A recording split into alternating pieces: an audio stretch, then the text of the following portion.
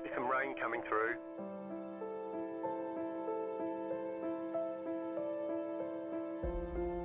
We expect rain soon.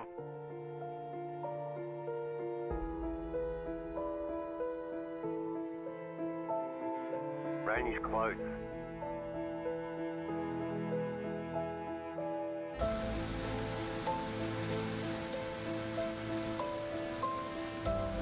The session has been declared wet.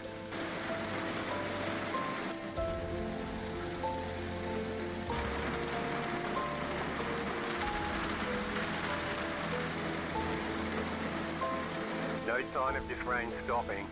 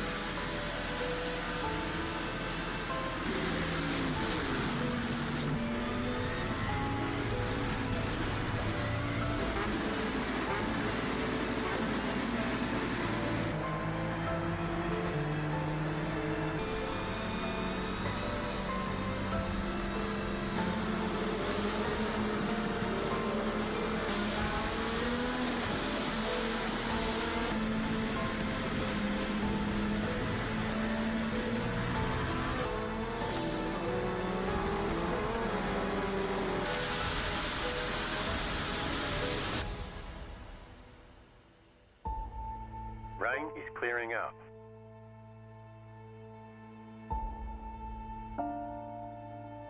Rain should be gone for now.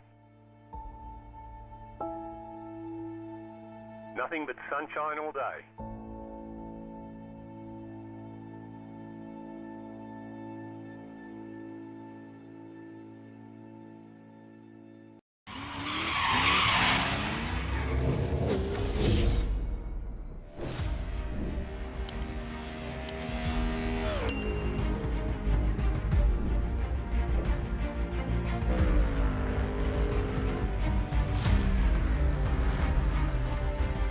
As the sun settles over Georgia like a velvet curtain and beneath it lies a strip of asphalt that has broken champions and crowned legends, Road Atlanta, a place where speed feels alive, where every crest and corner carries the echoes of battles fought at the edge of control. Tonight, the Freedom Motorsport Alliance GT3 Series returns to this sacred ground for round 9 of 12, a 45-minute sprint that demands precision, nerve, and a single perfectly executed pit stop. No endurance pacing, no long-form strategy, just pure GT3 aggression compressed into a race where every second matters. Engines fire like artillery in the paddock, the grid tightens and the tension climbs. Driver knows what awaits them. The downhill plunge into turn 1, the blind rise at turn 5, the white-knuckle commitment of the S's, and the final heart-stopping blast under the bridge towards the checkered flag.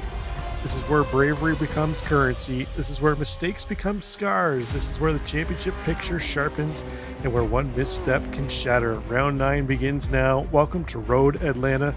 This is Racers Nexus. I'm Rob Campbell. In the booth with me, as he has been time and time again, Mr. Richard Swindells. Richard, welcome to Brazelton, Georgia, home of Road Atlanta, another one of our favorite tracks. Yeah, it certainly ranks right up there, Rob. Gonna be a great evening of racing here at Road Atlanta. 37 cars looking like we're gonna get entered into this race. That's quite a strong field. Should be a fun one for sure. Let's take a look at the details of the track. 2.52 miles, only 11 turns here, although a couple of them get A, B, C, D, and F corners. 24 degrees Celsius, 75-degree track temp this evening. No rain in the forecast. Clear skies, only a touch of wind. So beautiful evening in Georgia to do a little racing. As mentioned, this is round 9 of 12. So they take a look at the calendar. Round 9 brought to you by Adam Lowe. Thank you, Adam, for sponsoring this race. Next week, we're going to head to Detroit. Going to head to the opposite end of the country here, Rich, up to Belle Isle to do a little racing on the streets. We had a Brands Hatch for round 11, and then round 11, I have to switch that up. It's going to be Sebring in a rain race for round 11. So stay tuned for that one, our lone rain race of the season. And then Mount Panorama, we're going to wrap things up back under the land down under where we've been twice already this season. Rich, we're going to head back there for the finale. Yeah, I'm getting lots of frequent flyer miles, Rob. I'm going to be able to travel wherever I want for free. The wife's going to be happy with you. You can take her across the world.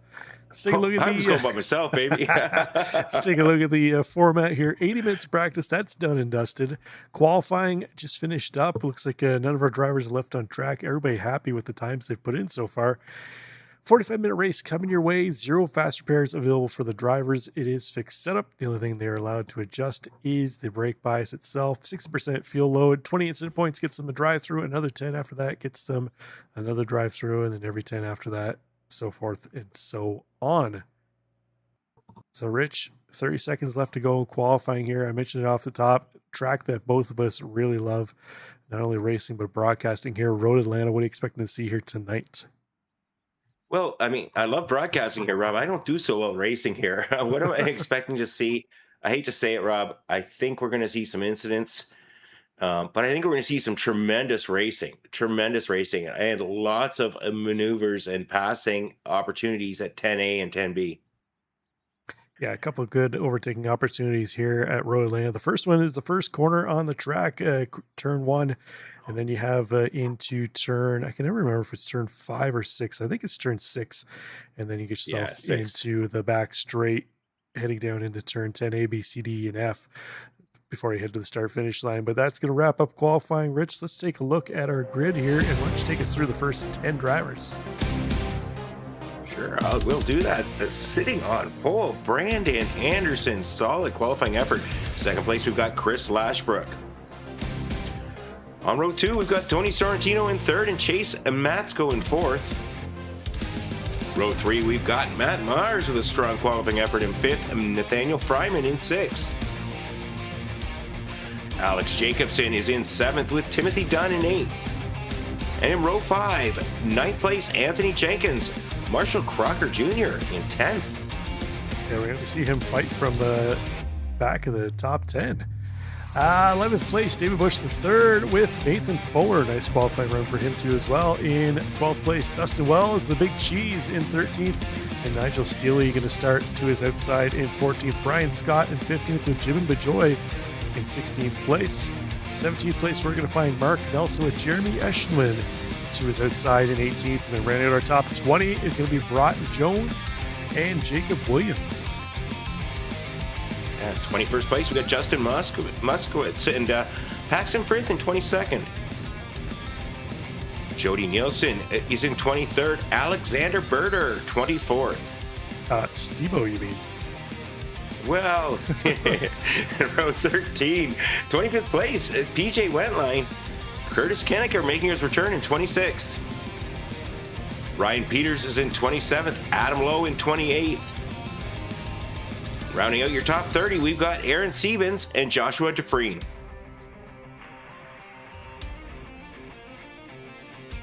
'31st place, we're going to find Ron Matthews and Mark Ossier in 32nd position. 33rd, Michael Lemanchek and Cody Deek in 34th. And then not setting times, we have Ryder Poe and Amrit Vestrala in 35th and 36th.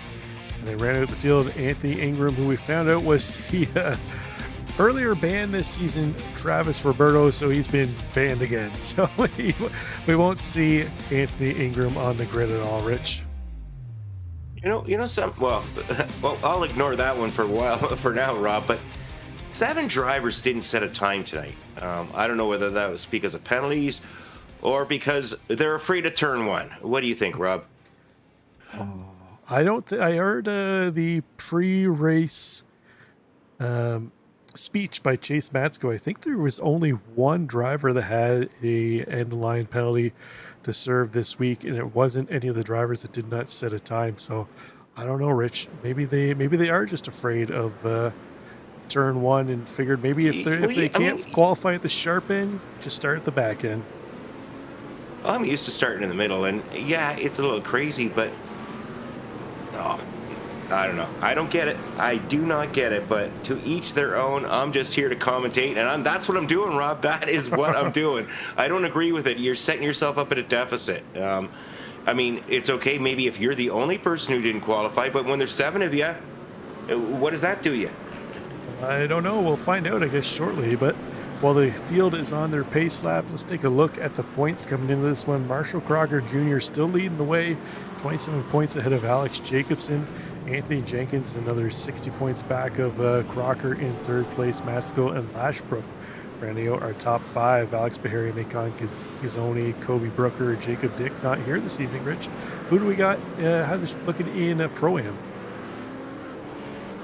Well, in Pro-Am, Kyle May was having a stellar season. He's in first place.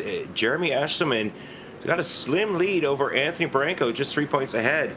Matt Mars, a distant 4th. Dustin Wells, along with the Big Cheese, is sitting in 5th. And in AM class, we got Jacob Williams, who's been dominating most of the season here, leading the way over Moskowitz and Berger. Faraz Ibrahim not here tonight in 4th. Mark Ossier currently in 5th. Things are still tight over there. And then lastly, in the team side of things, we got Iron Horse Motorsports leading the way, 50 points ahead of Threshold. Admin Advantage comfortably in 3rd place. Warped Esports and FR Racing rounding out the top 5 on the team side, Rich. But one more quarter to go here, and we are fixing to do some racing for 45 minutes at Road Atlanta here. Brandon Anderson and Chris Lashbrook going to lead them to the line. A couple of Mustangs on the front row. Yeah, we've got a couple Mustangs on the front. Well, we got Brandon Anderson on the inside, looking for the green. He's got the green, pulls ahead of Lashbrook. Lashbrook ducking to the inside. Now it's a matter of late breakers. Lashbrook getting real brave on the brakes, getting the jump on there on Brandon Anderson. So Lashbrook into first, Anderson second. Chase Matsko making a move on Fryman. He's up to 3rd place. So far, so good. First 5-6 cars all nose to tail. They go 2 back, about 6 deep. As we pop back a little bit farther here, we see Marshall Crocker Jr. Not a stellar qualifying run for him, trying to fight his way through the field. He was down 1 spot, picked that spot back up as he gets around Nathan Fuller. David Bush the third, and behind him now battling with Nathan Fuller. Lambo versus Corvette. A couple Lambos there. Dustin Wells in the Big Cheese riding along in the Lambo here this week, Rich. So it actually looks like we got 3 Lambos in the grid. I'm not seeing many Ferraris. All those Ferraris that were dominating the first half of the season here, they've gone by the wayside. Looks like a lot of the drivers hopping over into the Mustang, some of them into the Corvettes and the McLarens. Yeah, it's one thing here at FMA. I believe they're allowed to change cars without penalty. Hence why we see a lot of people making the switch. We're coming around through 10B there. Just to complete this lap, just 2 corners remaining, 11 and 12. But Lashbrook having a stellar effort. Maybe it's all these Australian tracks doing him proud. Comes over to Road Atlanta in Georgia and says, hey, this is just like home too. But you know what, Rob? I don't really get it. He's driving on the left side. He's sitting in his driver's seat is on the left side of this vehicle, and he's doing well. Maybe he likes opposite side driving for him. Maybe he's sitting upside down in his sim rig, Rich. sitting on his head driving. It feels just like he's at home. But whatever he's doing there is working well for him now. He's got himself up front ahead of Brandon Anderson. And the two of them working together to pull away from Matsko and Fryman. I think Matsko and Fryman having a nice battle there. Matsko, strong kind of mid-section of the season here for him, Rich. He's had a number of podium positions back-to-back here, and right now got himself up into the overall podium again, 3rd overall, but Fryman trying to fight back in your favorite car, the Corvette, on the inside.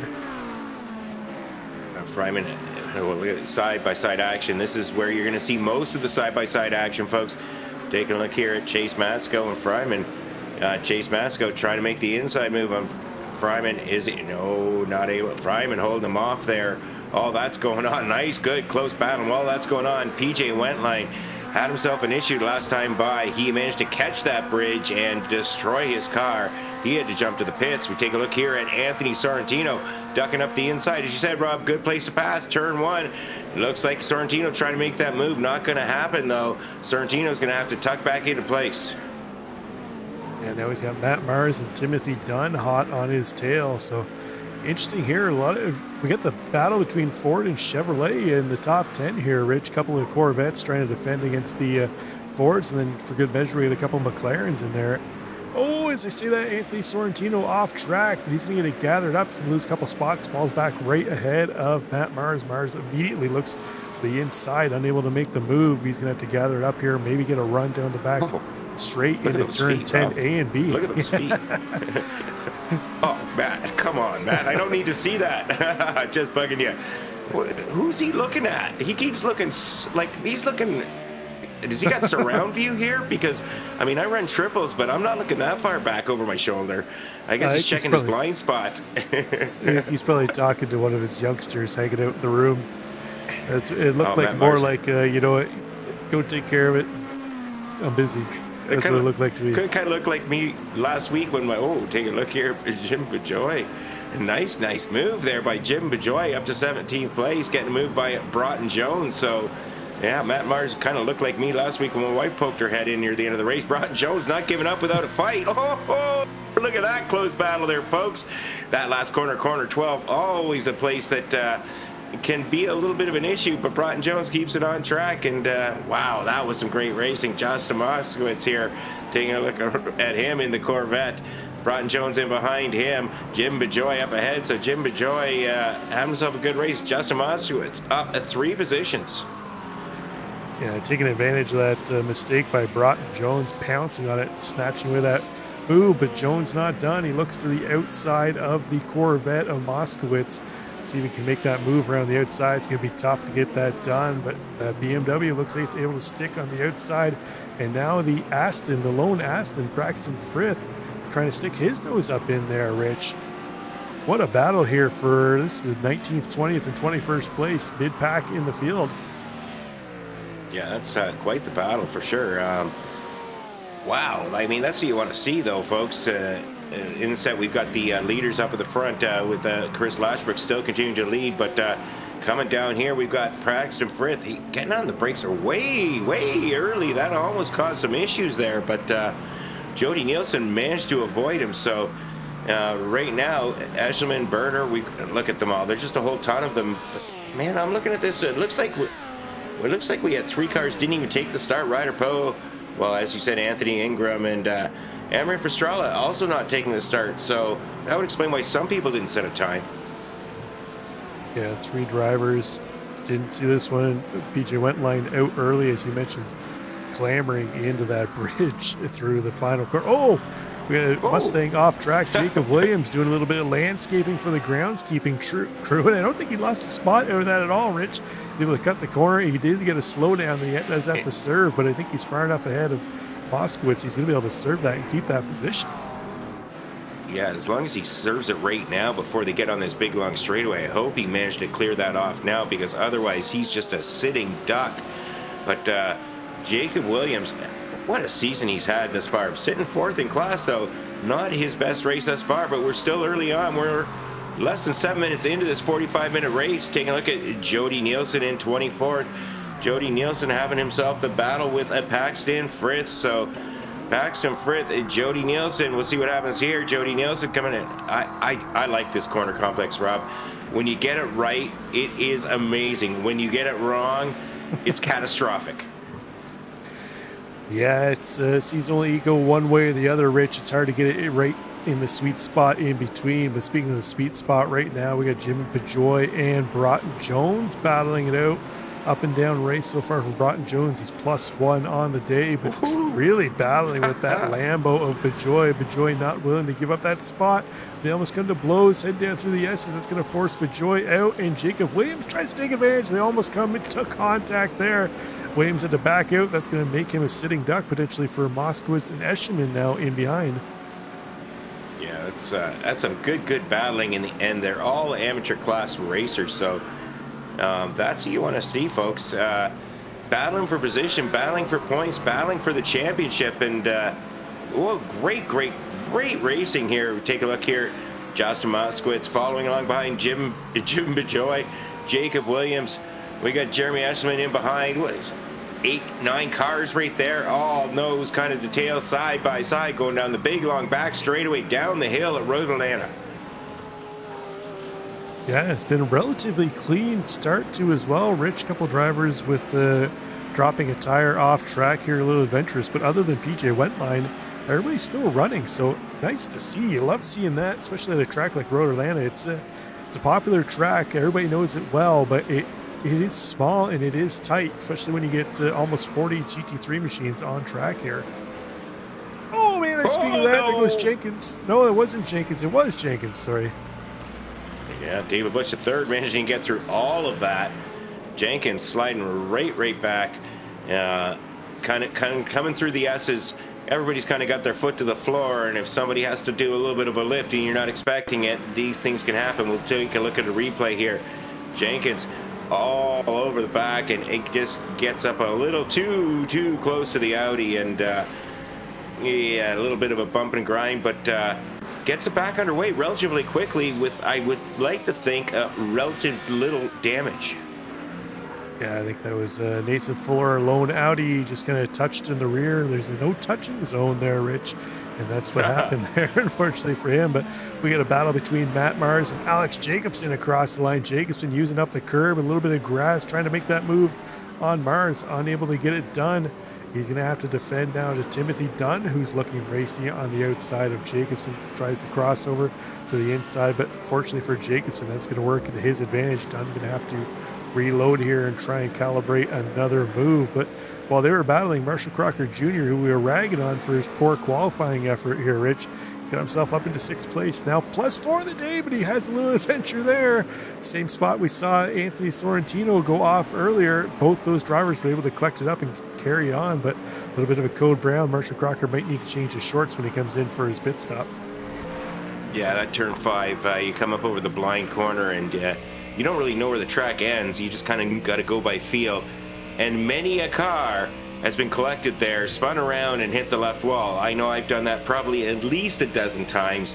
Crocker Jr. managing to gather back up, though, keep things underway. On the inset, we've got Alexander Berger on the big screen. Marshall Crocker Jr. 6th place, falling along behind Tony Sorrentino, coming through 10B, going down to turn 11 now. Final corner on this track, turn 12, and that will complete a lap number 8. They're on lap 9 now. They're going to go about 35 laps today. Pit stop still to come, folks. Dave Bush III up the inside of Timothy Dunn. That's going to make him +2 on the evening.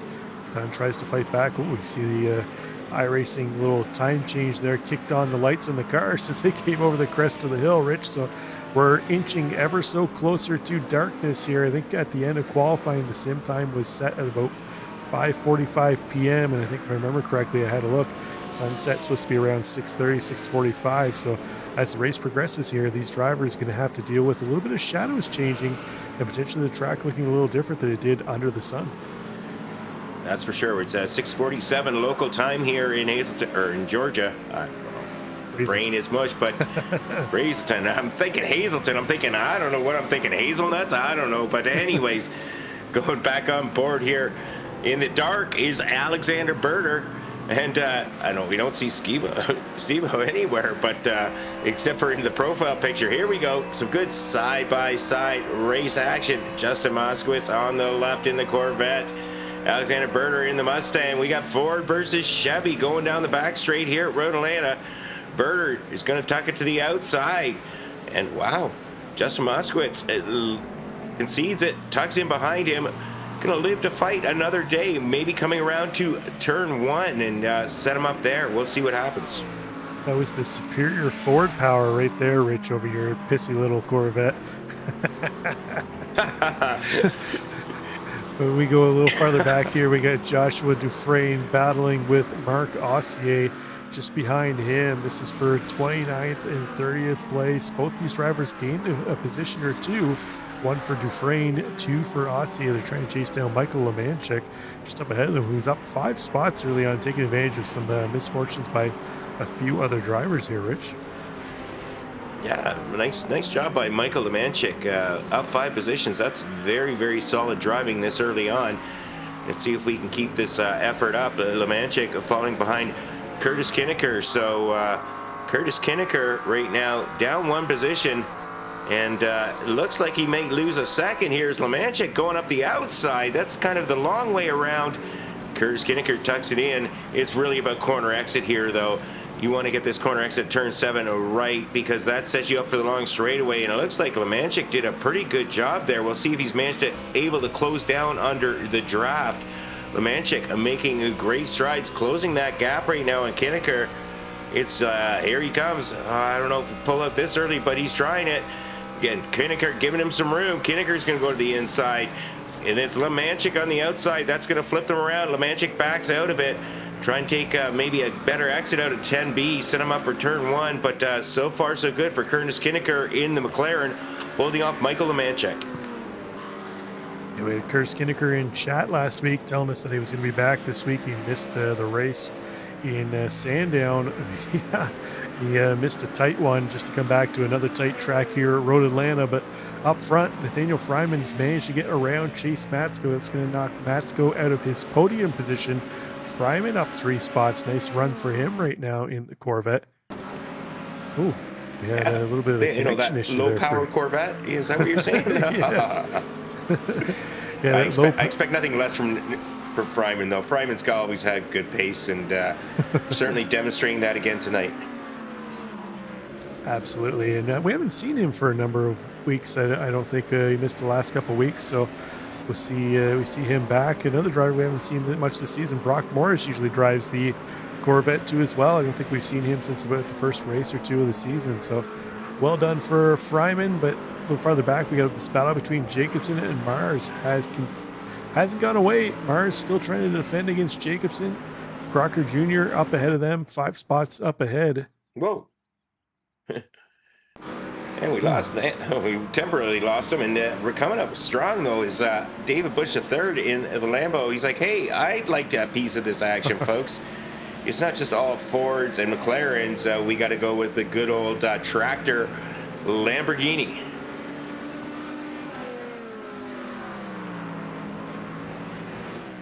Yep, we got Marshall Crocker Jr., 5th place right now, managing to hold off Matt Mars. And Marshall Crocker Jr. following along behind Chase Matsko. So looking up the inside, Matsko tucks it back in. Nathaniel Fryman up ahead of these two. So we got Nathaniel Fryman, and then we got Chase Matsko. Marshall Crocker Jr. up 5 positions in 5th. I don't think he's going to be happy there, though, folks. Crocker Jr. kind of used to sitting winning, if not winning, certainly on the podium, and he's not there yet. That's poor by his standards qualifying effort. Set him back a bit, going to make him work extra hard.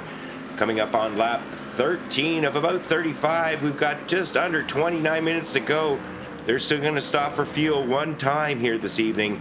Doubt anybody's going to be taking tires, though you never know. It's not usually a good choice unless you maybe try to. We're going to go back a little further back. Alex Jacobson still following along behind Matt Mars. So we got that 3-car train. Oh, coming up a little farther. Chase Matsko, Marshall Crocker Jr. Crocker Jr. up the inside on Matsko.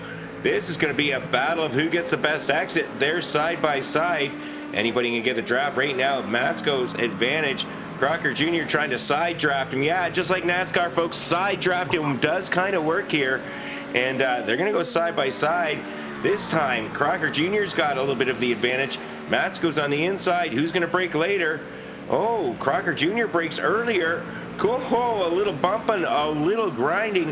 It looks like Crocker Jr., I won't say he's got the job done. They're going to go side by side through the final 2 corners. Matsko's compromised now. He's going to have to let off. Now Marshall Crocker Jr. gets that job done. Crocker Jr. up to 4th place. Yeah, maybe he heard us talking crap about his qualifying here, Rich, and he's decided I like talking crap to Marshall. I'm going to show those guys, but we got a battle a little further back here between Nigel Steele and Brian Scott. They've got Anthony Jenkins just ahead of him. We saw the incident that Jenkins had. He's trying to recover from that, but he's got a ton of pressure right now on him from Scott and Steele. Mark Nelson not too far back either as well. He's up 2 spots from where he started. But our Nigel Steele is our top AM driver right now, 14th overall for him. He's got Mark Nelson in between he and Broughton Jones currently sitting in 2nd place. And Matt Mars He was talking to me off camera after the end of last week's race, Rich, saying that Bronco and Mavis weren't going to be here this week. This was his opportunity to finally try and get a win in the Pro-Am class. So he's doing what he needs to do right now. It's a couple cars between he and Timothy Dunn. We'll see if he can get to that finish line, though, as Jacobson and Busch coming hard in behind him. Yeah, I'm not gonna say anything positive or negative. Matt Mars, one of the league admins, the man who writes our pay, pays the broadcasters, folks. We don't want to wish any ill will on Matt Mars. We've seen him have some great efforts that have gone awry. So Alex Jacobson applying tremendous pressure. This is a battle for position overall, but not in class. Jacobson and David Busch, the third in behind him, both pro drivers. Pro-Am driver Matt Mars holding them off as they're entering the S's. Matt Mars, he's had a lot of good pace this season. He's certainly improved a tremendous amount. Maybe all that admitting and all that programming and coding is paying off in the driving skills department, or maybe it's just the money he's making off the OnlyFoots website he's opened up there for his pedal cam. Pedal cam pays the bills, Rich. But speaking of paying the bills, Matt sent payment this morning for a couple of the races for this week, so we're all good. We can mash him all we want, Rich. He's paid up. Okay, well, check hasn't bounced. That's a good thing that's all electronic now. See, David Busch III, he's going to make that pass on Jacobson. Jacobson will tuck in behind. So a couple of slower corners there for Jacobson that allowed Busch III to get by, and that's really worked out to Matt Mars' advantage. He's opened up 1.1 seconds over them, but guy out front since the drop of the green flag, Chris Lashbrook, took advantage of that jump over Brandon Anderson, put some space in between them, Rich, and he's continued to walk away. It's been a nice couple of races here, a couple of weeks here for Chris Lashbrook. He got his win down under at Sandown, where he dominated the race, looking to go back-to-back here. Yeah, I don't want to jinx Chris Lashbrook, Rob, but if he happens to win or we have to interview him, I'd like to do that because I got a couple of questions to ask this man. He's certainly taking advantage of the Australian tracks on the schedule, and I guess this reminds him of being back home somehow. So Lashbrook, tremendous season thus far. I mean, he's always had pace, but this season, he's actually getting the finishes that he so desperately wanted in seasons gone by. Yeah, it seems to be last season particularly seemed like anytime there was an incident, he was getting wrapped up in it, not by his own doing, just happened to be in the wrong place at the wrong time. And looks like that luck's kind of spun around for him this season, which is nice to see. But we got a battle here still between Brian Scott as he's trying to chase down Dustin Wells in the big cheese up ahead. Brian Scott looks to the inside, tries to go late on the brakes, and that BMW closes the gap, but unable to make the move on Dustin Wells. We'll see if he can get a good run here through turn 11 to get the run into turn 1, as Marshall Crocker just set the fastest lap of the race last time by a 1:17.35. I'm having a look here. That is almost 3/10 quicker than anybody else in the race here, Rich. Yeah, well, whoa. Yeah, Brian Scott going a little off-road, and Jacob Williams coming in for a little earlier than most, but certainly well within the pit window. Probably looking to get out of a little bit of traffic, get his service, and get back out there maybe in some clean air and see what he can get done. The only issue there is, man, that's a big, long back straightaway with a lot of drafting, which can save you a lot of time, which can cost you but if he can pick it up in the corners, it's all worthwhile. So take a look on the inset at Nigel Steele, P13 overall, P1 in amateur class, having a great race on the big screen here. Up top, we've got Alex Jacobson following along, trying to close in here or get back up there with Dave Busch III and Matt Mars. So Matt Mars continue to hold on, 6th place overall. Matsko, Chase Mitsuko, whatever his name is this week, he's in the pits. Got to get that little bit of fuel in, but it's probably that time of the show here where I get to rag on Chase Matsko and Matt Mars. I tuned in; they were doing a 4-hour the Nürburgring Endurance Series, the iRacing official series. It happens each week. It was GT3 cars this week, and they were doing it late, I want to say Saturday night or Sunday night. I can't remember what it was. It wasn't last night. It must have been Saturday night. And so I was watching them. Matt was streaming. Chase was in the car. They had a couple laps to go, and I hopped into the stream, and I saw they were using the driving line, Rich, so I made sure to rag on them about that a little bit. And they tried to confess that they only use it at the Nürburgring, so we'll see. I told them I was going to call them out on it Monday night if they're using the driver's line, so we'll have to see. Maybe Matt Mars can turn his webcam around here. We can see whether he's got the driving line on or not, Rich. Well, you know, I got to be honest. If I'm... Whoa, here we go. Crocker Jr. Oh. Fastest man on track. Oh, he waits. He spins Nathaniel Friedman. He waits for him. Good courtesy. Now he's going. I think they had a little bit of communications, and I think Friedman said, "You're good." Crocker Jr., was that Crocker Jr. ducking into the pits? No, that was Matt Mars coming into the pits. So Matt Mars says, "Let's get out of this mess." Comes in getting his regular service. That's all we expect, just fuel. And up a little bit further up ahead, Dave Bush, the third, sitting fourth overall. Now he's close right up on Marshall Crocker Jr. with what happened earlier. So I'm going to go a little back here, take a look at this replay. Crocker Jr. on the outside. That's going to put him on the inside. Lots of room there. And ooh, that was some huge netcode. Yeah, I think it was a little optimistic too as well by Marshall Crocker, sticking his nose up the inside. But yeah, that was it looked like a good 3 feet of netcode there, Rich, on that one. If I'm measuring with my measuring tape here right on my screen. Yeah, well, you got those big screens, you know, Rob. I'm a little lower budget here than you. I've only got 4. I don't have 7 or 8 like you do. And they're not quite the 96-inch screens that you've got. But, you know, if I was that old and blind, I'd need that many, and I need them that big too. So, anyhow, Marc Ossier, we don't talk about him enough here, folks. He is here week in, week out. He's a seasoned racer, experienced gentleman, similar to myself. So, nice to see him having a great effort. Up 13 positions right now. Now, mind you, a few people have come into the pits, but Marc Ossier having a great run. Currently 5th in class in the amateur division, 19th place overall. Following along behind Nigel Steele, who has already done his pit stop. Yeah, it's a battle for position in class, but not necessarily a position, as you mentioned, on different pit strategies. Those two drivers, we're seeing more and more of the field coming in here, Rich. I'm kind of surprised. It seems like normally in this league with the fuel load that they carry, we don't see the pit stops until, you know, the last 12 to 15 minutes of the race. So seeing so much of the field come in at the 20-minute to go mark is kind of surprising. But looks like about 3/4 of the field has made their stop, basically from Brian Scott forward. Those drivers have not stopped, and then Jibin Bejoy, Cody Deek kind of mixed in here and there, and Marc Ossier. We're waiting for stops from all those drivers. But our leader now, Chris Lashbrook, has come in. We'll see where he cycles back out. David Bush III still out on track.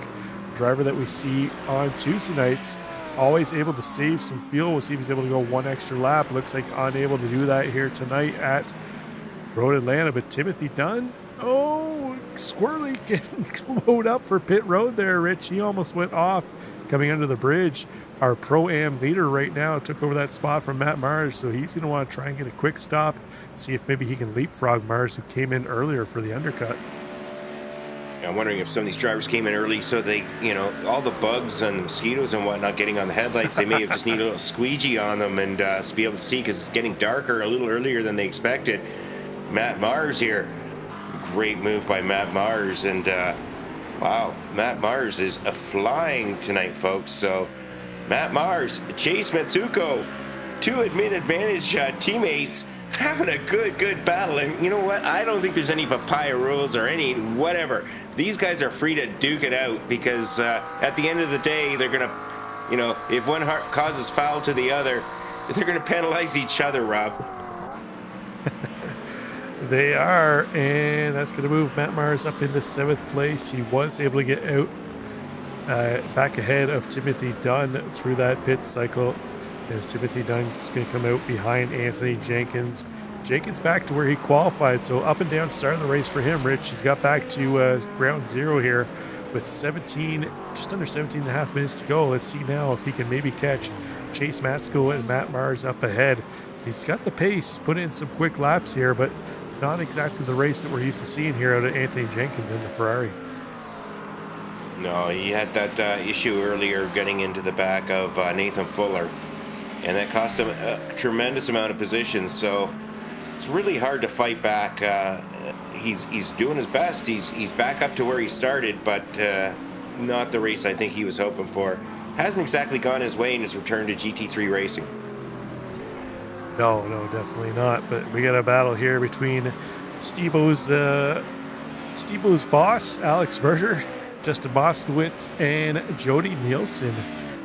Berger currently 4th in AM class, 19th overall. Moskowitz, an AM driver too as well, just behind him. Nielsen, one of our Pro-Am drivers. So battling for 19th, 20th, and 21st place here. Berger in the Mustang, able to hold off the Ghost liveried Corvette of Moskowitz, but he's getting a ton of pressure from the Macca, the McLaren of Jody Nielsen. I'm still disappointed Jody Nielsen. Oh, no, I take it back. He does have the Losi paint logos back on his car, Rich. Well, it's about time, Jody. Thank you very, very much. And I can tell you're a dog person and not a cat person there, Rob, because there's no way Alex Berger is Steve-O's boss. Ain't no cat having a boss at all. Steve-O's the boss of Alex, so I'm not a cat owner, but I know that much about cats. So Jody Nielsen, thank you very, very much. Team Losi Racing, and we really appreciate that. We take a look at Josh Dufresne, another one of our webcam drivers. And it looks like he is a Formula One team driver based on the background there, Rob. So it's always nice to have those fast Formula One drivers getting in the mix here. Yeah, and looks like Curtis Kinnicker took a little bit of an adventure off of the top of turn 3 through the grass. Doesn't look like he hit anything, Rich, though, so he's going to get himself back on track, but he's going to lose a little bit of time. Speaking of which, Chase Matsko went off track too as well after Matt Mars got by him. Let's see what happened here to Matsko. We see the number of drivers have incidents here. This is... that is the wall I've hit way too many times, and usually in an open wheel car where the wheels just, and the whole suspension just flies right off it. Matsko's going to have some difficulties getting to the end of this race. Yeah, he head back through that area again there now. Looks like he was able to navigate it cleanly this time, Rich, but that's about the 3rd or 4th car we've seen go off in that area, so drivers really struggling through turn 5. Yeah, and you know what? No matter what race you're in, and no matter what race we broadcast or what race we participate in, drivers are always going to struggle through turn 5 because you just catch that bump wrong. You got that curb, a little too much of that curb, and you're just a passenger along for the ride at that stage. We take a look at Nathaniel Fryman with that earlier issue with Marshall Crocker Jr. He's out ahead of him now. He's in 5th place. And Crocker Jr. in behind him in 6th. So they sorted themselves out back into the orders they really should be. And right now, having themselves a good little battle, and it'll be quite a big distance to Matt Mars behind them. So we've got Jacobson and Fryman, Marshall Crocker Jr. kind of nose to tail right here this late in the race, and David Bush III not too much further up the track.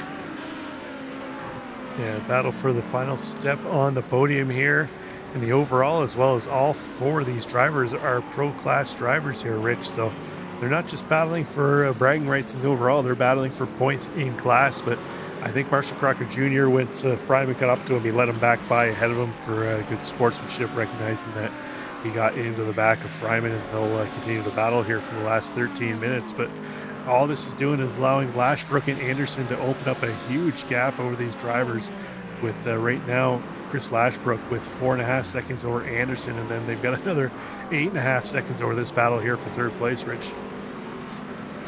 Yeah, it's a little bit of several gaps, pretty big gaps going on this late in the race, 32 minutes in, and that's to be expected.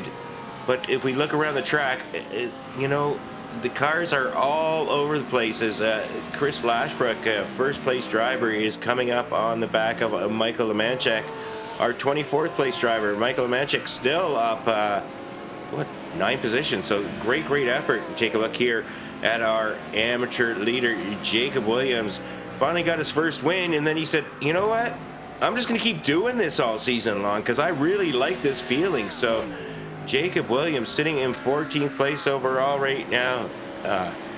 Having himself a good race. Sorry, 16th place right now. He's car number 14, folks.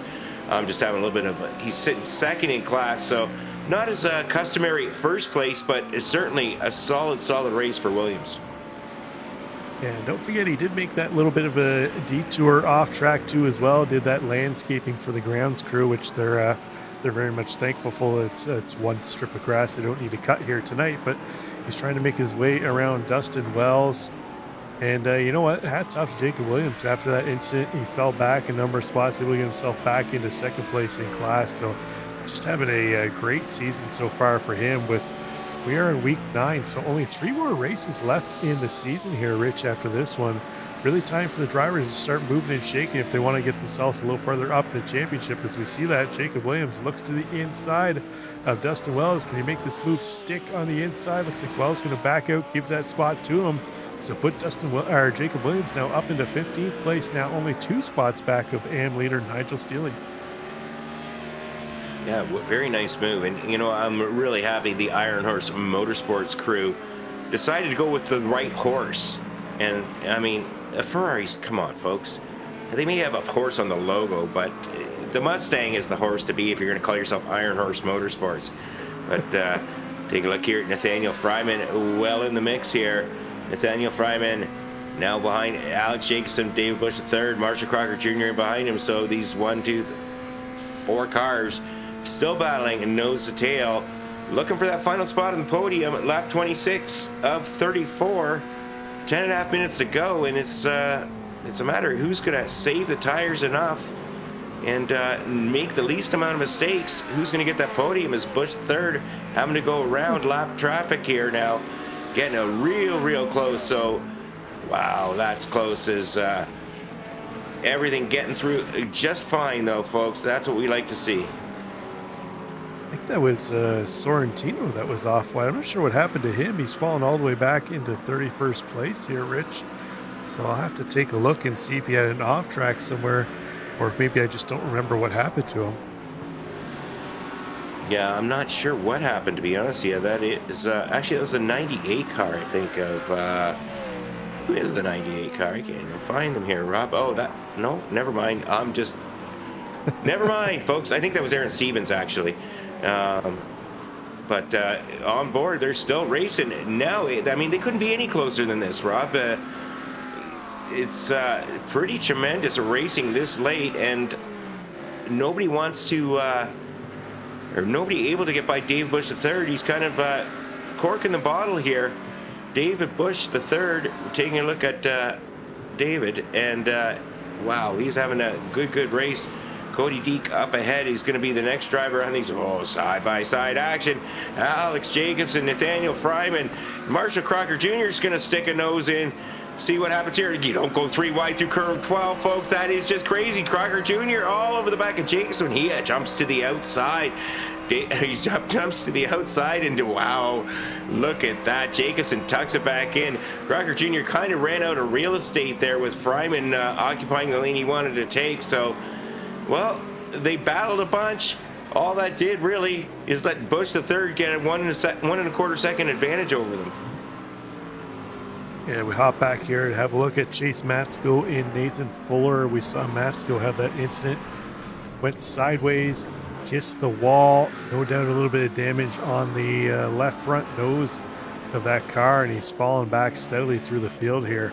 In danger of losing these final spot in the top 10 to Fuller in the Audi, but the clock ticking down here. 8 more minutes for Matsko to try and hold off the charge for Fuller. We'll see if he's able to do it, but I think we had seen just at a camera shot there when we caught back up to these drivers that Jacob Williams now has made the move around one more driver. He's now only has he and Mark Wilson between Nigel Steele and himself for top spot in AM class. So Jacob Williams could be mounting the charge here, Rich, for another win in AM class. He's got some work to do here, though. With 7.5 minutes left, he's about 6 seconds back of Nigel Steele. Yeah, that's a tall order, and I mean, more power to him if he can get it done. But second place is nothing to sneeze at, and very solid effort. Take a look here. Jeremy Ashleman Jeremy Eschleman right now is sitting 18th overall, and where he started somehow, miraculously, following along behind Broughton Jones, and Eschleman right now 5th in class, Jones 3rd in the AM class. So we got AM against Pro-Am. Eschleman, who is our, if going by a memory here, our Race League series sponsor, or him and his family company. So thank you very much, Jeremy. We appreciate what you do to make this racing happen. Yeah, the Alpha Reinforcing GT3 series, and Eschleman, I believe, has come back on board for sponsoring, being the lead sponsor for next season too as well. So thank you to him. Again, if you're interested in joining the league, you find the Discord link in the description of the video below. Get yourself in there. It is free to join, free to race. They do take donations to help cover the cost for setting up sessions, covering broadcast, and then you get to listen to us babble on each week about the goings on track. Yeah, or you could just mute us and just watch it, folks. I mean, some people do that. I'm not that person, but, you know, I can understand why they do it. Take a look here. Alex Jacobson following along behind Nathaniel Fryman. Marshall Crocker Jr.'s fallen off this pack. I don't know what happened to him. He's about, he's close to 2 seconds back of these guys. So he must have had some sort of incident, and now he's stuck in behind Marc Ossier. So getting by now is Marshall Crocker Jr., but he's got some serious time to make up. He's going to have to hope for some battling up ahead. But Fryman and Jacobson have closed back in on David Bush III, and it's going to be interesting what happens over the next 5.5 minutes, 5 laps or more. Chris Lashbrook, though, he's been the class of the field. He started on the front row. He didn't get pole. He started second place. Jumped at Brandon Anderson going into turn 1 and has not had to look in his rearview mirror since. He's got over a 4-second gap to Brandon Anderson, who's in second place. Yeah, there's some tracks, Rich, where I think starting on the outside of the front row is a little more of an advantage than starting on pole itself, and I think that's what we saw Lashbrook take advantage, be able to run a little deeper into turn 1, where the driver on the inside really has to brake a little earlier with those cold tires to not go on to the outside and really get into that driver. Lashbrook took advantage, and he hasn't looked back since. 4 seconds now over Brandon Anderson, but you know what? Heck of a race here for Brandon Anderson. He's had a rough season to this point, but nice to see him up there in second place with this battle for third. Starting to get a little spicy here as the race goes on. Rich, David Bush III still leading, but unable to get away from Fryman and Jacobson. And I think the issue with Crocker, I think he just got hung up behind Marc Ossier as they were into the S's when he caught him. And unfortunately, the other three were able to get through before the S's, but Crocker Jr. was unable to do it in a timely manner. Yeah, and it may have even been somebody before Ossier, but regardless, yeah, he's out of draft range now. His best hope at this stage is for these guys up ahead to start battling and letting him close in the gap. Just taking a look at side-by-side action. Fryman covering off Jacobson, so Fryman a little bit defensive. Good place to be, because if you position your car well, you can get defensive and not give up that exit, because the driver behind you has nowhere to go. So take a look at Jacobson. There was just nowhere for him to go, even if he had a little more pace. Not close enough to make a move up the inside on Fryman. David Bush III, loving that. He's over 3/4 of a second ahead of them. You guys keep battling back behind me, guys. That's what I want to see. I want a podium. David Bush III, looking at the Racer Nexus. We've got something special going on, don't we, Rob? Where you enter as many races in different series as possible for an award, and David Bush III doing his best at that. Yeah, iRacing Bucks going to the driver that participates in the most races in the month of August across Racer Nexus, and then also the driver who participates in the most different leagues that we cover across here. So upwards of 15 races a week potentially for those drivers to participate in. David Bush III, we see him on Tuesday nights. He's been out here on Mondays doing FMA, so he's doing what he needs to do to try and put in some lap times or some races to garner those bucks. Rich, we'll see what it comes down to. I've got Matt Schlosser, the admin of Special Stage on Friday nights, the Jumpy Trucks. He's been keeping track of it, so we'll see if we can get a mid-month update here for next week, see who's kind of leading the way.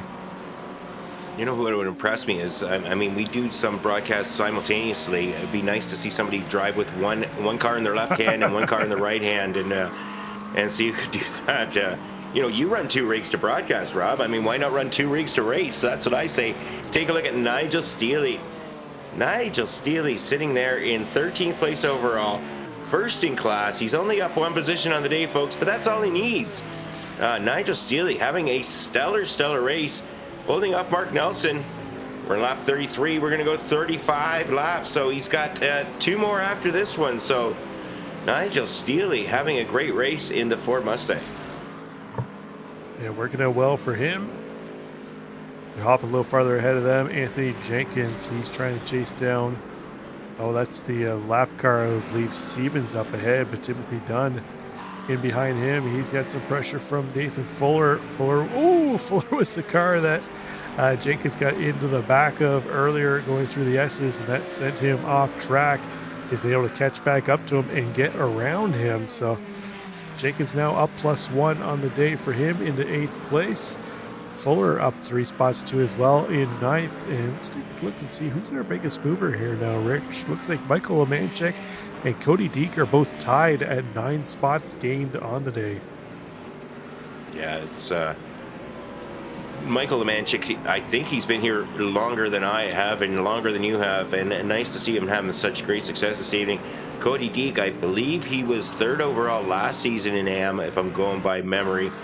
So also having a good day. And Nathan Fuller, oh, I've been in there. That's never fun. I think we did a cat and mouse race one time here, Rob, and that hurt. And the Audi just catapulting. Thank goodness for the gravel and sand trap there to catch him, and Timothy Dunn and Fuller getting together. Yeah, let's take a look and see what happened here. Dunn on the outside. Oh, not sure if that was net code or Fuller just came over a little bit into him, or if Dunn moved to the right, but iRacing decided that was the end of Nathan Fuller's night. But driver who's nearing the end of his night is this man right here, Chris Lashbrook. He's picked up the white flag here, Rich, one more time around for him. Yeah, it's I think Chris Lashbrook's starting to spoil himself a little bit here, making it look easy, kind of like Marshall Crocker Jr. did earlier this season. So Lashbrook, tremendous effort this evening. He's got Paxton Frith up ahead of him, and Justin Moskowitz, Adam Lowe. No need to push it too much. He's got a 2-second gap now to Brandon Anderson. So Anderson's closing it down a little bit. I think Lashbrook's driving a little bit conservatively this last lap or two, knowing he has things well in hand, but man, this is just, I'd be on pins and needles, Rob, if I was this close to victory with Anderson closing in quickly and 3-lap cars ahead of me going into 10A and 10B. Do you take the inside? No, I think he's got it covered off. Smart move by Lashbrook. He's got enough of a gap. The gap's plenty. No sense taking any risk. Chris Lashbrook coming around to complete lap 35 or 34, taking victory. Checker flag for Chris Lashbrook. Congratulations. Brandon Anderson coming in second. A little bit further back in the pack, we've got David Bush III holding off Nathaniel Fryman, Alex Jacobson in behind him. So going back even further, we got Matt Mars, and Matt Mars in 7th place. Matt Mars first place in class. So, oh my goodness. The only feat fans there is Matt Mars getting victory and giving us the razzle dazzle to celebrate. Hats off to him. He said last week he was going to need to try and take advantage of Barranco and Mavis not being here. He came in, had that goal set ahead, and he put it to work there. Rich takes the win. Nigel Steele getting across the line. He's going to take AM class, so nice run for him too as well. +2 positions on the day at the end. Couldn't quite get into the top 10, but 12th place going to net him a top spot in AM class. Yeah, that was solid effort. Jacob Williams coming in second. Got Jody Nielsen coming across the line here, 19th place overall, 5th in class. Alexander Berger just missing out on a podium. He's coming in 4th in class. So Paxton Frith in the Aston Martin the lone Aston Martin coming across. And it looks like Cody Deek going to be the final car on track here as he's heading down the back straight. Once he crosses the line, that will make things official here for round 9 of 12 as he's making his way past stopped David Busch III. I'm not sure if David Busch is trying to make it back around to the pits, but didn't quite make it. Ran out of fuel on the back stretch. Luckily for him, he was already done, but Cody Deek, 2 more corners to go here, Rich. That'll wrap up another week at Road Atlanta. Looks like he's going to finish up in the pits. Yeah, and just coasting across the line there. Actually, he was a lap down, so I think he should already be finished there, Rob. I was showing he still had to cross, but flagging him as finished here now on the system. But let's take a look at the results. Let's start off with the pro class here, Rich, where we see Chris Lashbrook dominating performance, back-to-back wins here for him last week at his home track in Sandown. Well, we don't even know if it's his home track. It was in Australia, his homeland. He takes the win there, comes back to Road Atlanta here tonight, takes the win again. Brandon Anderson going to come home in second place. David Busch going to round out the podium in third. Nathaniel Fryman going to settle for fourth with Alex Jacobson, the final spot in the top 5. Crocker Jr. in 6th. Anthony Jenkins in 7th. Matsko Scott Nelson round out the top 10 with Sorrentino, Poe, Australia, and Ingram rounding out the back end of the pro class. And then over in Pro-Am, Rich, what do we got? Yeah, well, we've got admin advantage driver Matt Mars getting victory. Timothy Dunn in 2nd. Dustin Wells rounding out the podium. 4th place, Jeremy Eschleman. 5th, we've got Jody Nielsen. And then Paxton Firth in 6th. Nathan Fuller having earlier issues with Timothy Dunn. Finishing a couple laps down in 7th. And then if we take a look at our AM driver results, where we see Nigel Steele taking the win over Jacob Williams and Broughton Jones. Alexander Berger in the Alexander Berger and Stebo going to come home in 4th place. Adam Lowe, our race sponsor, going to come home in 5th. Nice run for him. Moskowitz in 6th. Lemanchek and Deek in 7th and 8th.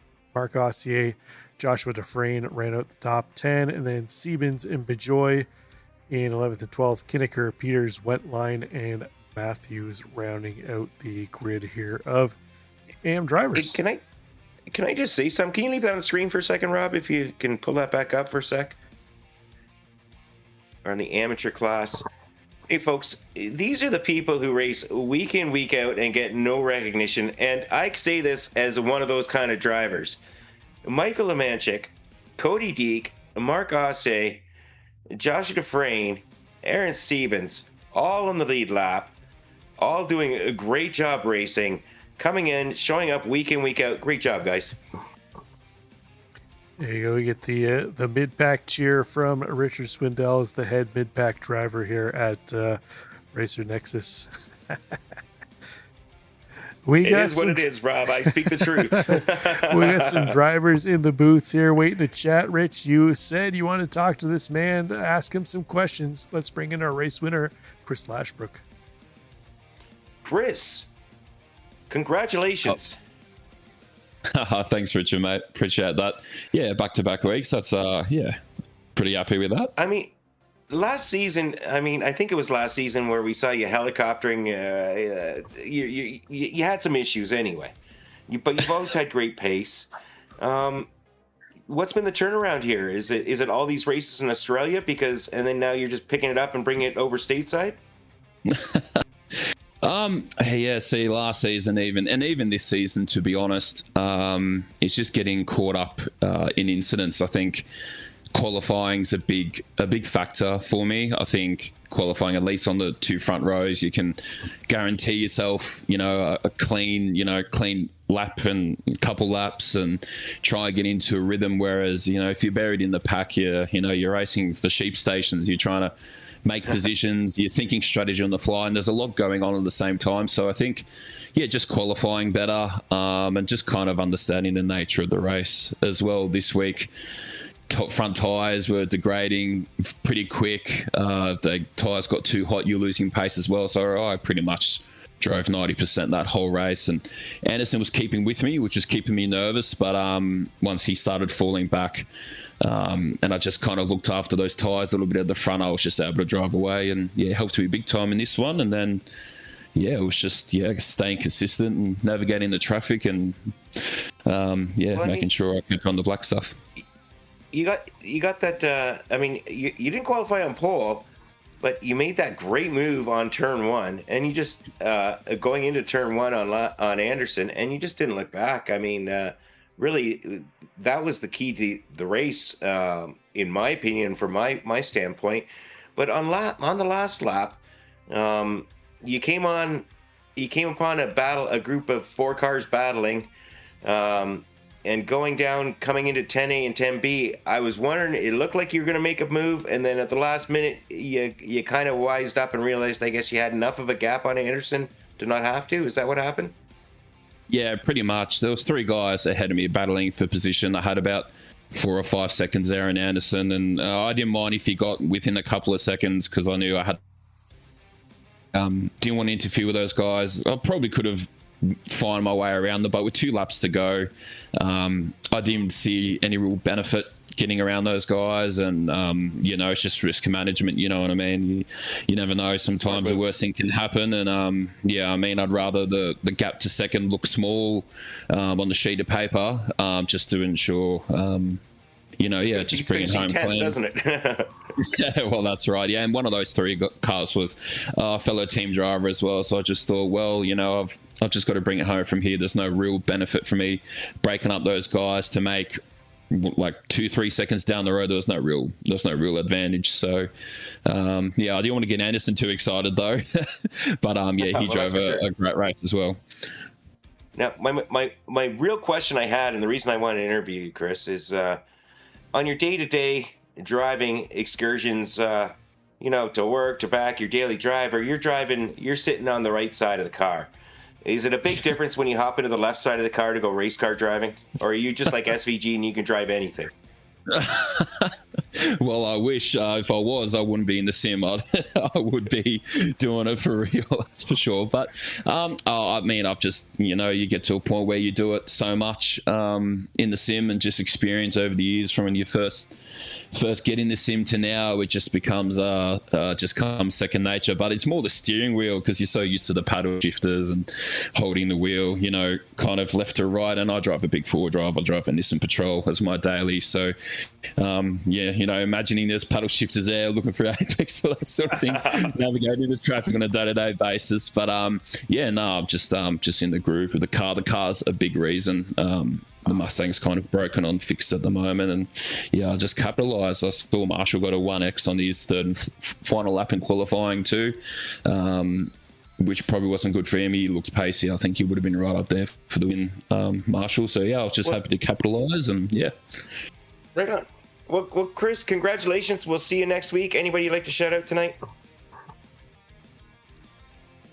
To the team, some of the guys had a bit of a rough one. Others did a pretty good job tonight. I think Adam Lowe got 5th in AM class, which is really good for him. And just shout out to the Ford Mustang. They made the Ford Mustang great again. So if they're going to do that. Awesome. Well, thanks a lot. We'll see you next week, Chris. Thanks.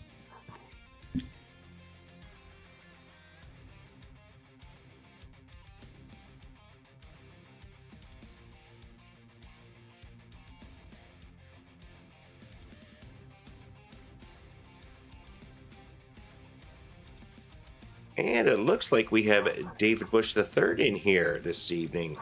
David, great race. 3rd place, not too bad considering you're not here every week in FMA.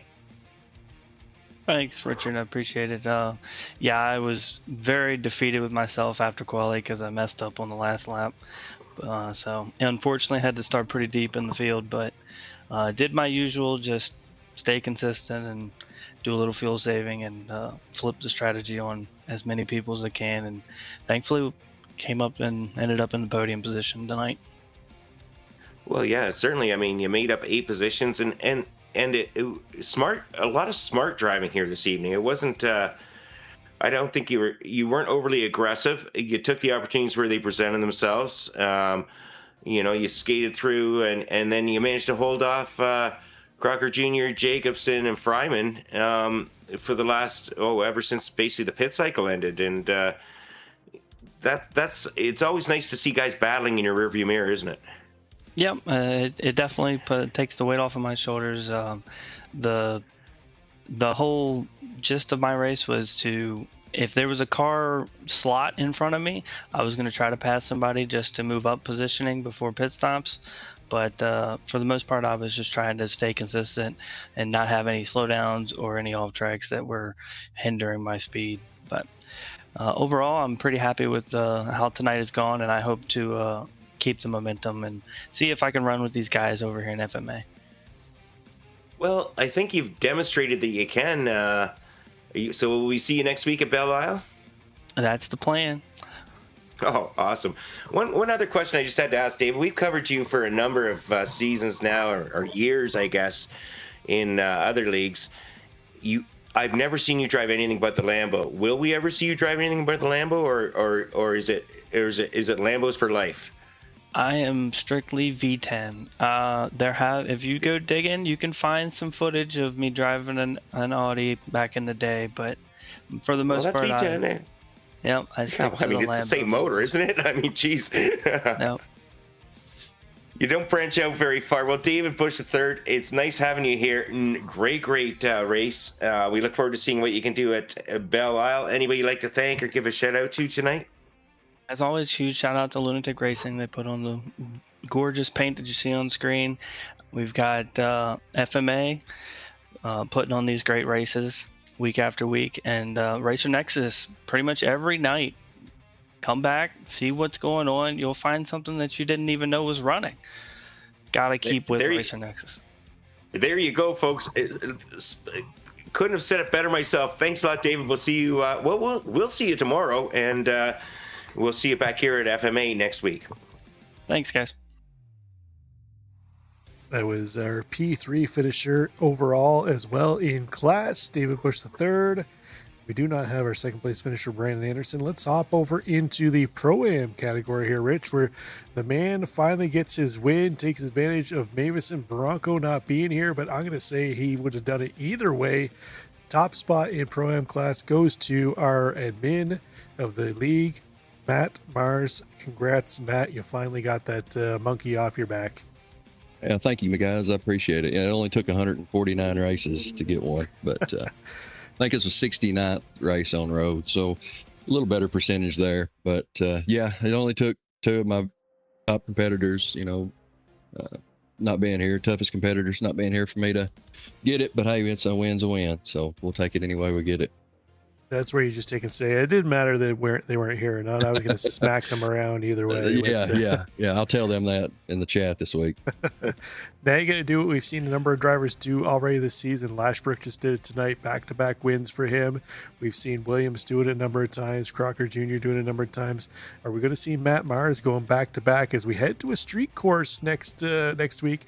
We know that's been your forte here the last couple seasons. You've really done well on the street circuits when we go there. Are we going to see maybe another pole position here for Matt Mars in Detroit? I sure hope so. If I can keep the Lambo out of the wall, we'll probably be okay. Mavis is really strong on street courses. I should have gotten my first win at Adelaide a couple seasons ago on a street course, and same situation there. I just can't seem to keep that car out of the wall. We may have to practice something different this weekend, but yeah, I hope so. I got to back it up.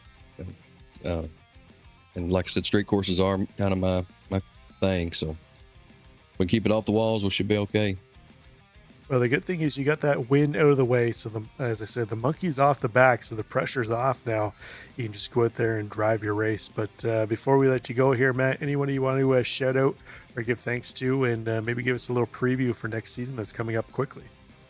Oh, yeah, absolutely. Yeah, well, I want to thank, all the admins and my crew there that helped me put this on, all the drivers in the league for making it such a great place. I think we had a really clean race. I'll see more once we get into stewarding here, but to have the car counts we've been having and have as good a clean racing as we've got, I think we've got really competitive racing up and down the board too. And yeah, thank all the guys for showing up every week. I thank the donors and sponsors that help keep the broadcast going. You guys for such a great broadcast every week. And yeah, as far as next season goes, we've got a pretty good season on tap. We've got Eshelman and the guys with Alpha Reinforcing Services coming back on board as the title sponsor again next season, and we've got, every race has been snatched up by a sponsor in some way, shape, or form. So yeah, we've got a pretty good season looking ahead at us. We're going to try to hit some of the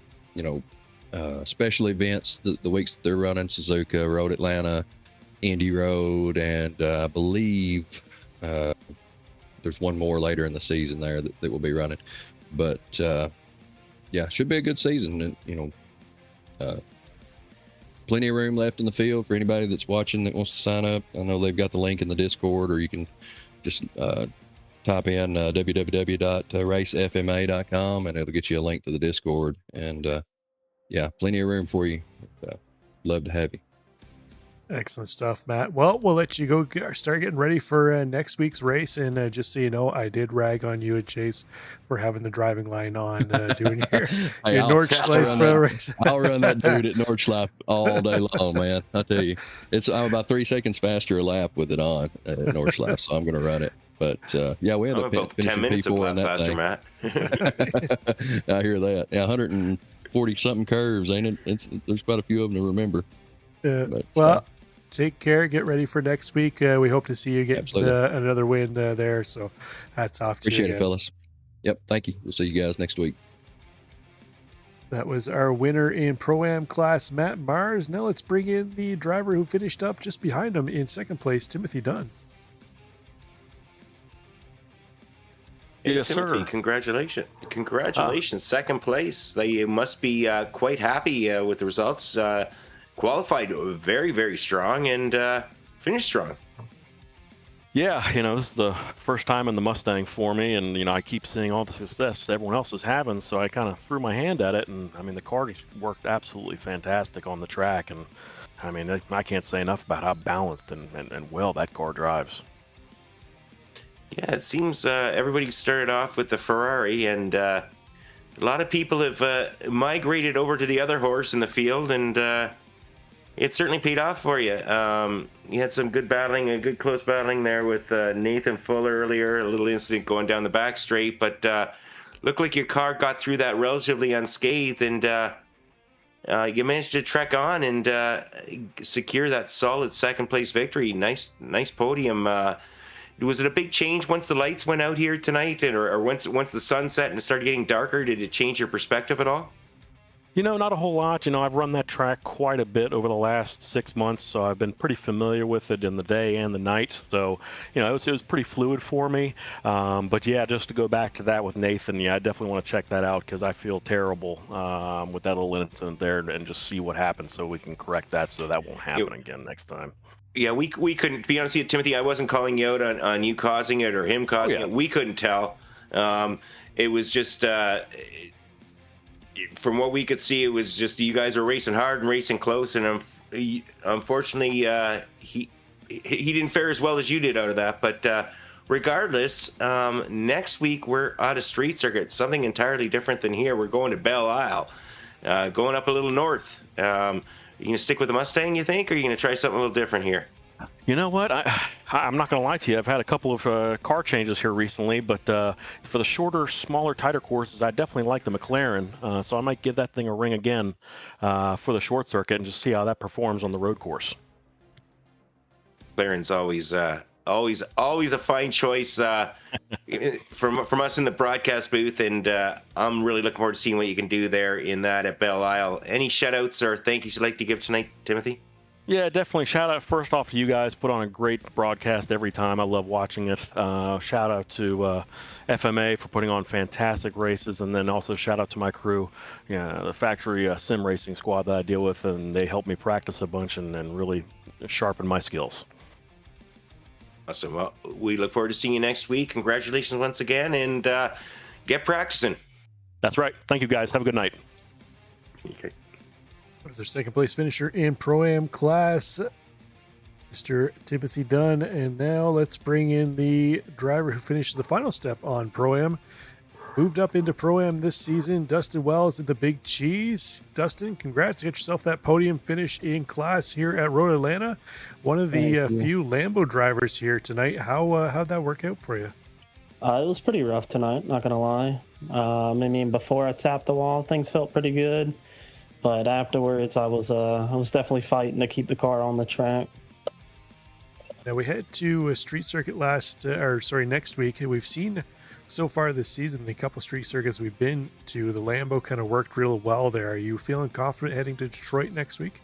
You know I love me my street courses. How could you forget Long Beach? I didn't. That's why I said, are you looking comfortable? Are you comfortable heading into Detroit next week? Yeah. We were ragging on Matt Mars. We saw him put it on pole at Long Beach in the Lambo earlier this season. So we're expecting big things out of the Lambo drivers. But up and down season for you so far. How you envisioning the last 3 races of the season? Are you just getting prepped for next season, or you think you got something maybe to offer the field here? I'm not too far off Matt. I mean, I know tonight he definitely climbed up, but other than that, I don't know. Everything is tracks that I own, I already ran, so I'm not too worried. The only thing I really would like to do is just get 4th. Let's see if you can start that charge next week at Detroit. Before we let you go, give us your shout outs. I know Richard's just anxiously waiting for them here in the booth. Well, you know how it goes. I got a little bit of a new one tonight. Whoa. Yeah, a little bit, just a small one, nothing major. So I'm gonna go ahead and say I want to thank my brother, his sons, and his new son that was born last week. But unfortunately, I wasn't able to get on pole or position or whatever you want to call it to be able to say it. Shout out to Jeremy. Thank you for saying it for me. Friends, family, and then of course Aaron and the Big Cheese. Excellent stuff, and congrats to your brother and family too as well. Best of luck next week, Dustin, and hopefully we're talking to you before the end of the season again. Take care. I'll take care. It was great talking to y'all. See y'all next week. That was our 3rd place finisher in Pro-Am class, Dustin Wells. Let's bring in the man who's going to take top spot in Am class this week, Nigel Steele, to catch up with Richard Swindells. Hey, Nigel, What's up, guys? congratulations. Thank you. That's 14th overall in a mid-30s, we'll say, car field. That's some solid driving. You must be very thrilled. Yeah, I'm excited. I practiced a bunch today, so I was excited to get the P1 finish. Well, I mean, it certainly paid off. It showed off, it's amazing. Some drivers come in and I didn't do any practice, and I had my best race of the season, and then sometimes when you grind and practice it out, you don't get the payoff, but you certainly did tonight. The Ford Mustangs seem to do really well here at Road Atlanta. Are you going to try that next week at the streets of Detroit and Belle Isle? Yeah, probably. I actually made the last second kind of decision to run the Mustang. I was practicing earlier today with the Ferrari, going between the two, and I was like, I think I just have better pace with the Mustang, so I'll probably stick with the Mustang. It's fun. Yeah, you can't really go wrong either way, I think, but it looks like a lot of people kind of made that move from the Ferrari earlier in the season to the Mustang now.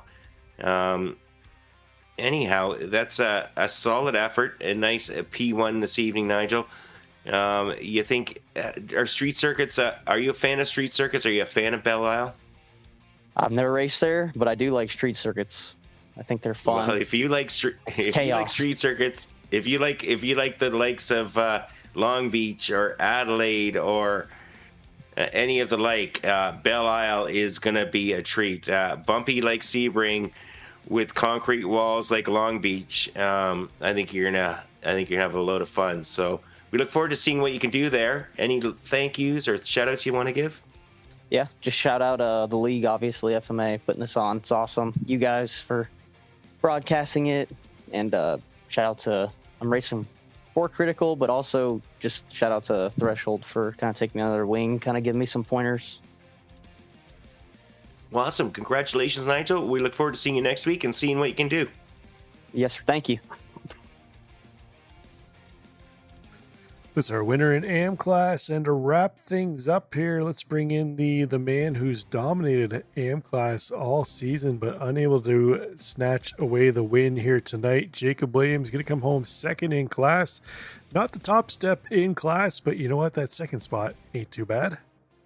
Ooh, man, listen, I'll take that all day long. I qualified like poo. So yeah, I'll take that second place spot all day long. Nigel just had so much pace as well, but we were kind of talking about it in the waiting room, just being behind some lap traffic, just how much time we lost. So maybe if we had a few more laps I could have caught him, but I mean, congrats to him for getting that win. Yeah, it looked like the Mustangs were really strong here this evening at Road Atlanta. Next week we head to a street circuit. The Mustang, a fairly big car, likes to go in a straight line, doesn't like to turn too much. Are you familiar with Detroit at all, or is it something you got to go to school and learn here this week? Gonna have to go to school and learn a little bit on this one. We raced the supercars there last week, which that was a lot of fun, but definitely quite a bit of curbing that I'm gonna have to get a little bit more familiar in the GT3s. But I mean, other than that, it's definitely going to be hard to pass there as well. So it's going to be a tight circuit, and qualifying is going to be definitely key there to make sure you set yourself up for the right position. They came in leading the points. You're going to exit leading the points too as well. With only 3 more races to go in the season, how confident are you starting to feel here as we get closer to the finish line? I think you had about 40 point or so, almost 40 point lead over Berger coming into this one. Finished a couple spots ahead of him, so it looks like you're going to gain a couple more spots heading into Detroit.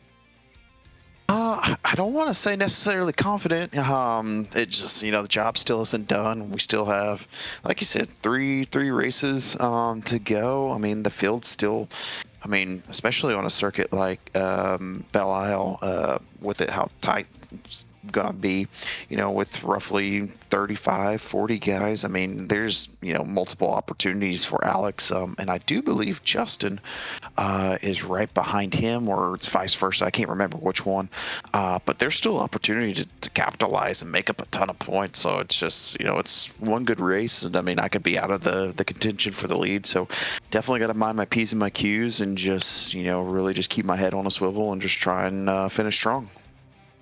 You are correct. Yeah, Justin was able to leapfrog Alex this week by a few points, but they're both separated by about 5 points. It looks like the two of them right now, and you're about 33 points ahead of them. So, as you said, 3 more races to go. Sitting comfortable right now. Just going to get it to the checkered flag, and I think you'll have it wrapped up. It's been a great season for you so far, Jacob. I hope to see you doing well next week at Detroit. But before we let you go, any shout outs you want to give? I know you like to thank the missus every week, so let's get her on record here again. Yeah. No, shout out to my wife for, definitely taking care of the baby, and allowing me to kind of disappear again for a few hours to do this little hobby. And then shout out to you guys for putting on a wonderful broadcast. And I for sure, I see Richards in the booth right now, and usually he's my lucky charm. So I'm about to kind of razz him a little bit. I don't know what happened this race, but man, like we might have to get the Australian guy back. But no, just kidding. Again, shout out to you guys for always putting on a wonderful broadcast, and then shout out to the admins for putting up for our complaining and moaning and groaning about just little things here and there. I'm an admin in another group, so I completely understand. Sometimes it kind of wears on you a little bit, just hearing just the grumpiness from everyone. Sometimes can just wear on you. But yeah, no, other than that, and then shout out to the Iron Horse Sports Marshall ended up getting an off track during his qualifying, so it didn't really set him up well for the main race, but finished, I want to say, 6th. So definitely still good team points for my side, and then we'll end up having everyone back next week. So just shout out to those guys again for taking me underneath their wing and teaching me everything that they know. And yeah, we're gonna get back at it full steams ahead next week. Rob, he's once he got that first victory and now he's got a few under his belt, he's getting pretty cocky. No, sir. I am just my go-to phrase is, man, I'm just hanging on like a hubcap in the fast lane, baby. So we're just going with it. I think the problem was Love it, this week Jacob. Richard Swindells was afraid to talk about any driver who was doing well because he's been putting the commentator's curse on drivers. So that's probably why you didn't feel that Richard Swindells' little bump of driving energy. He was afraid to talk about anybody who's been doing well, Jacob. So we'll put the blame squarely on Richard's all my feet for fault. this one. But get out there, get ready for next week, and hopefully we see you at the sharp end again. Have a good one. Perfect. Thanks, gentlemen. Y'all have a good night. Take care. Well, Rich, that's going to wrap things up here for Road Atlanta, a track that never disappoints. We started at sunset, finished up in the dark. Either way, it didn't matter for Chris Lashbrook. He put on a dominating performance here 2 weeks in a row. We'll see if he can go for the hat trick, as we're a couple Canadians, and that's basically synonymous with us here talking hockey and hat tricks. We'll see if That's 3P for you Americans there. yeah. Or for those that don't even understand 3-peat, Rich, back to back to back. That is about as simple as it can get right there. But that'll do it for us here. For my partner in the booth here, Richard Swindells, who's restarted his new streak of never missing an FMA race here on Races Nexus. We'll catch you next week, same time, same place. Until then, bye for now.